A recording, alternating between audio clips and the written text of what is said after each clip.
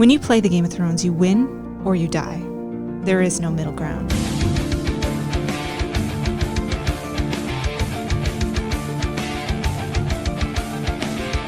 Welcome, everybody, to Better Than Reality, the podcast about fiction, where we talk about some of our favorite fictional worlds. Today on the podcast, I have a dear friend of mine as a guest. Joelle, welcome. Thank you. Thank you very much. You're welcome, and thank you so much for being here. Absolutely. So today on the podcast, we are talking about Game of Thrones. Dun, dun, dun, dun, dun, dun, dun, dun, dun. Yeah. I didn't have a sound effect, so I thought I'd make my own there. Yeah, that was perfect. On today's episode, this is going to kind of be a spoiler-free summary of Game of Thrones and kind of why we think other people should watch Game of Thrones and what we like so much about it.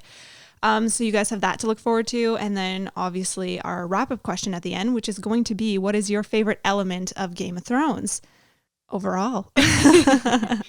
All right, we are going to get into the discussion. All right, so I think we are ready to get right into the discussion. So first and foremost, I thought it'd be appropriate to just start off with kind of a spoiler-free summary of Game of Thrones. What is the world of Game of Thrones for people who don't know? So it's medieval times fantasy, obviously. I think that's the biggest. Yeah, it's not like set like modern day. It's No, medieval times. So if you like medieval times, you will obviously love. And if you love fantasy, magical, mystical elements, it's got some cool twists and turns of that in it. Again, not going to say too much. And it takes place in the fictional continent of Westeros and Essos. And there was basically this throne that everybody and all the families are basically fighting for. And everybody wants that power. Of Thrones. Hence, Game of Thrones. That's right. And the series kind of spans, it's like a 6 to 7 year, in their time, it spans over like 6 to 7 years. And a lot happens. There's lots of action. Yes. Which is why I love it so much. So that kind of going into our highlights of the show. So for me, that's one of the reasons why I love it so much.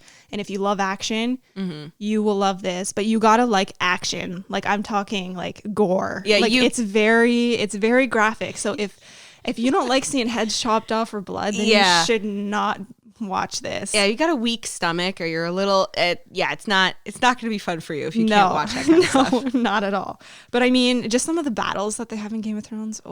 They do such a good job shooting them, and like the production value is so high that it's like watching a movie. Every episode is well, it so feels like beautiful. you're actually in the battle because they do a lot of one take shots. Yeah. Where they just follow one person kind of going in the battle, and it's just like a super long one take shot. And I think those are really, really cool. So they do an excellent job shooting the battle scenes. Obviously dragons. Yes. There's dragons, which I love because there's not too many shows that have dragons have such a big part of the show. Yeah. Yeah. And where they actually show them breathing fire and whatnot and really like contributing to the story. Yeah, they're a main focal point. Like once they come out, it's like, this is part of the story. We got to follow what happens with these guys. Yes, they really, really are. And it's also a very unpredictable show. Yes. Which I love a lot. And it's one of those shows where you can't get too attached to someone because you never know what's going to happen. Yeah. And you're always on edge, which is what I love so much about it, is it's so intense and you're always on edge and you can't not sit through the entire show without clenching your cheeks. You know what I mean?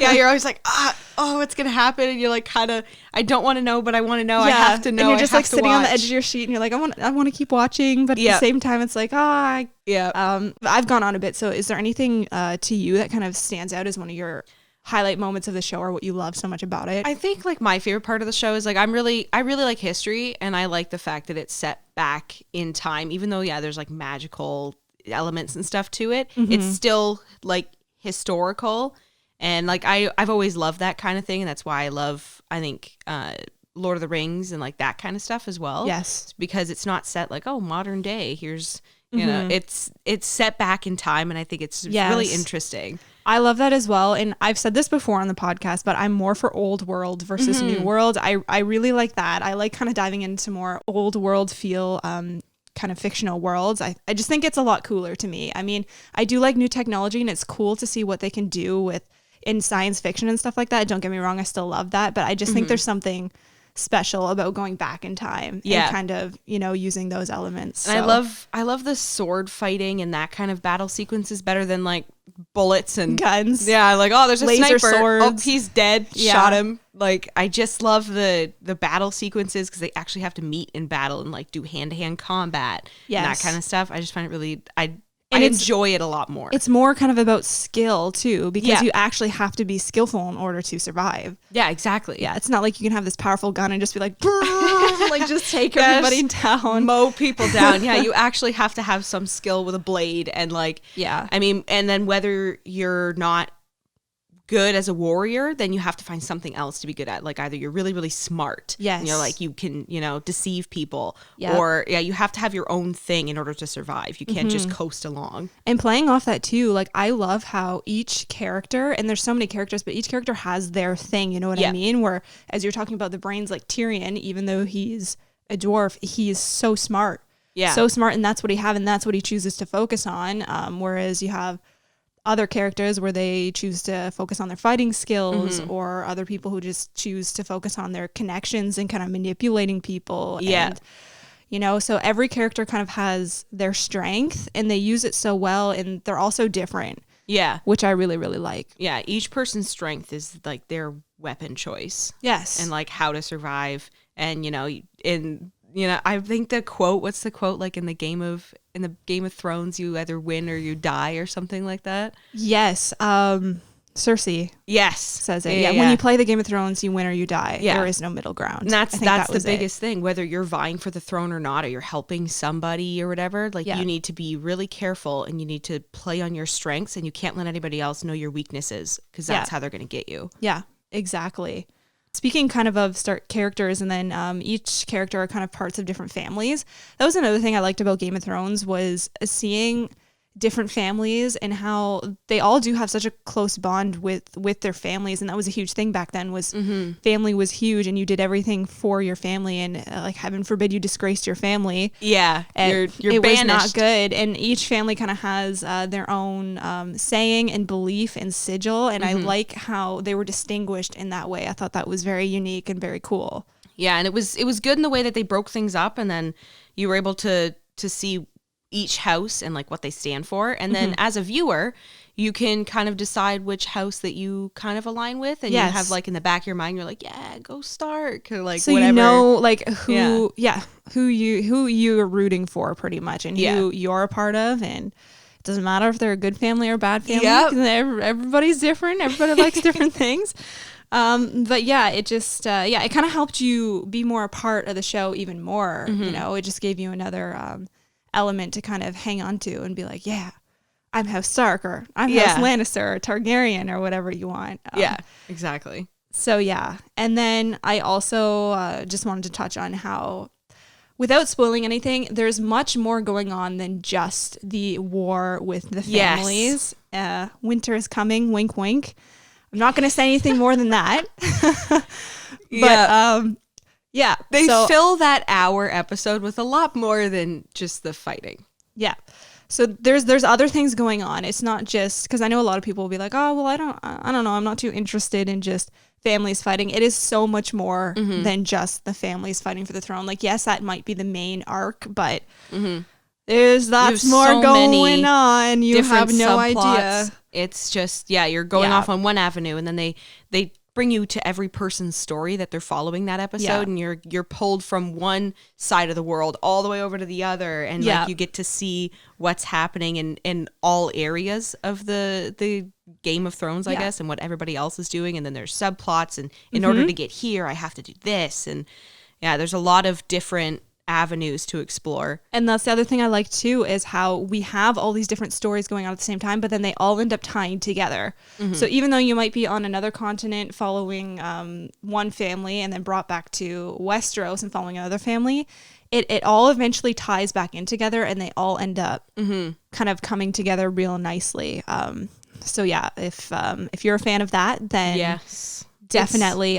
Just the storytelling. I just like the way the story's told. So I mean, if you like great storytelling, I would highly recommend Game of Thrones. It's just all around. I think it's a really great show. before we go into our wrap-up question, just warning, there is graphic violence, graphic nudity. So, I mean, if that's not your thing and you can't handle that, I would recommend, well, no, the books have that too. I was like, read the books. But I mean, the books are also descriptive. They are descriptive. That's a good word. If you have a very vivid imagination, I don't know, if you're not good with the violence and everything, maybe also reading the books would be a little too much. Yeah. But I mean, you can always just give it a try. Give it a try. That's the thing. Try it. Try the first few episodes. And I was taken aback when I first started watching it. I was like, ooh, oh.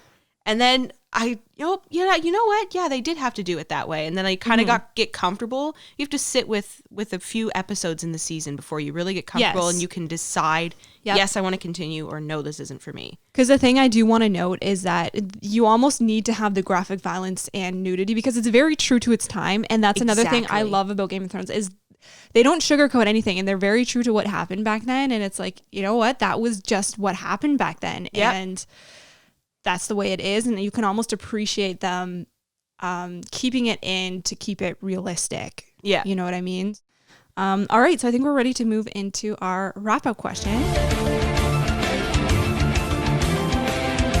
All right. So our wrap-up question for today is, what is your favorite part of Game of Thrones overall? Overall, I think the thing that I really enjoy most is I gotta say the storyline, the way that they, especially the way that they take the time to expand on the story. So you get to feel what the characters are feeling. You get really into the story. And then when something happens, you're like, oh, it hurt me. Like, I'm so invested. And you get so emotional. Like, there's countless scenes where I was bawling and I'm like, how am I this worked up over a fictional character? But I mean, that's what makes it so great, is you're just so emotionally invested. And for me, it's again what we were talking about, the unpredictability, because it is one of the only shows where I've been able to watch and not be able to predict anything that was going to happen and not knowing whether or not my favorite characters were going to make it the next episode. Yes. And that was the most stressful part. And I'm like, okay, I know I'm not supposed to pick favorites, but I love this character and you need to please live. Please. Oh gosh. Yeah. And I love that part too. It's and then finding the character that you resonate with, and then, oh God, they're going through something and you're like, ooh, okay, what are the options in my head? Like, what do you think that they're going to do? And then you come up with a bunch of different, they could do this, or they could send him away. And all the options you come up with is just, they're blasted away because they do something completely out of the blue and you couldn't even think of it. And you're just like, oh my gosh, like what just happened? What happened? Like, to the point where you're speechless, or you're either like crying, you're crying, and you're just like, you're upset. Oh no. Yeah, exactly. They do. It's such everywhere, like all around. It's such a good show. Yeah. It's just so intense, and I just love being on the edge of my seat because it's so rare for me, again, to just kind of be so fixed on something and so invested. And it was just a special experience for me with Game of Thrones. All right. Well, thank you, everybody. I think that's a wrap for this episode. And hopefully you will be watching Game of Thrones in the future. We definitely think you should. Yes. Yes. Jump on the bandwagon. Do it. So thank you so much for listening, and be sure to find us on Spotify and Apple Podcasts. Make sure you download and just share the show with other people. That would be the most help to me. So thank you so much, and we will see you next time.